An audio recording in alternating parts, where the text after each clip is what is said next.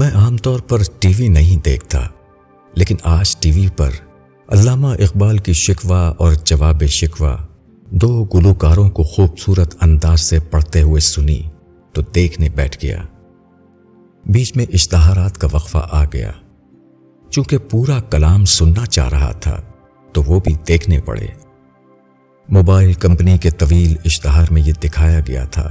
کہ کالج کے لڑکے لڑکیاں ساتھ پڑھنے کے علاوہ مل کر کھیلنے اور مختلف تفریحات کرنے میں مشغول تھے۔ اس اشتہار میں ایک منظر یہ بھی دکھایا گیا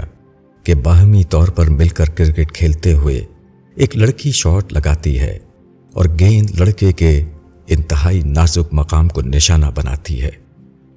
وہ سب لوگ جنہوں نے کرکٹ کھیلی ہے جانتے ہیں کہ اس کے بعد صورتحال کتنی نازک ہو جاتی ہے۔ یہ منظر اگر لڑکوں کی کرکٹ میں دکھایا جاتا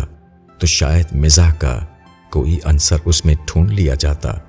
لیکن لڑکی کے شاٹ پر لڑکے کے ساتھ یہ ہوتے ہوئے دکھانا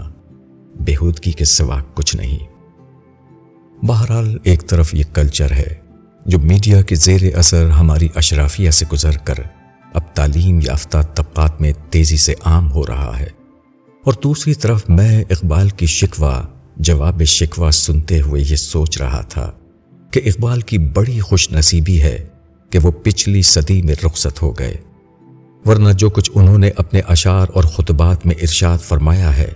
اس کے بعد وہ یا تو کسی خودکش حملے میں شہید ہو کر بارگاہ الوہیت میں براہ راست شکوہ کرتے ہوئے پہنچ جاتے، یا پھر کفر و ضلالت کے فتووں کے ہار گلے میں لٹکا کر ملک سے ہجرت کرنے پر مجبور ہو جاتے۔ اسی جواب شکوہ کو دیکھ لیجئے، اس میں وہ پوری نظم میں اللہ تعالیٰ کی طرف سے بولتے ہوئے نظر آتے ہیں، قطع نظر اس کے کہ یہ مسلمانوں کی علمی روایت اور ادب عالیہ میں کوئی انہونی بات نہیں، یہی ایک بات ان کو کفر اور گستاخی کے مرتکب قرار دینے کے لیے بہت تھی۔ یہی انتہا پسندانہ سوچ ہے جو مذہب کے نام پر اس معاشرے میں تیزی سے فروغ پا رہی ہے، جس میں ایمان و اخلاق کا مجسم نمونہ سرکار دو عالم صلی اللہ علیہ وسلم کی ہستی تو کہیں نظر نہیں آتی، لیکن فرقہ واریت، عدم برداشت، نفرت، کفر و ضلالت کے فتوے، اختلاف رائے کرنے والوں کے خلاف مہم بازی اور دہشت گردوں کی خاموش اور اعلانیہ حمایت کے سارے عناصر جمع ہیں۔ بے لگام آزاد خیالی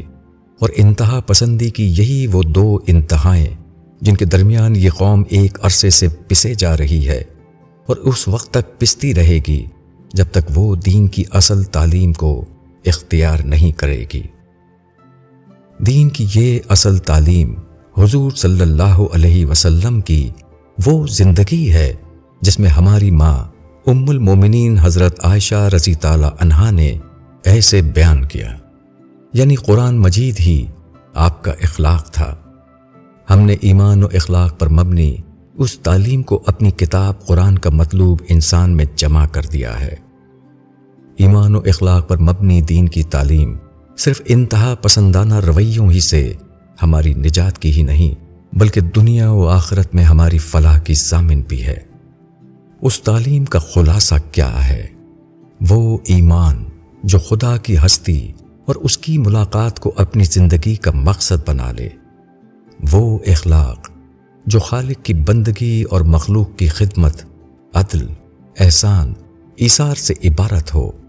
اور فواحش، مسلمہ برائیوں اور زیادتی کے کاموں سے انسان کو روکنے والا ہو، وہ شریعت جو تمام بدعت اور انسانی اضافوں سے پاک ہو۔ اس ایمان و اخلاق اور شریعت کے بارے میں قرآن مجید آخری درجے میں واضح ہے کہ یہ دنیا میں مجموعی قومی فلاح اور آخرت میں فرد کی کامیابی کو یقینی بنانے والی ہے۔ اسی تعلیم نے صحابہ کرام کے قدموں میں دنیا کا اقتدار لا ڈالا، اور یہی آج ہمارے غلبے کا واحد راستہ ہے۔ ابو یحییٰ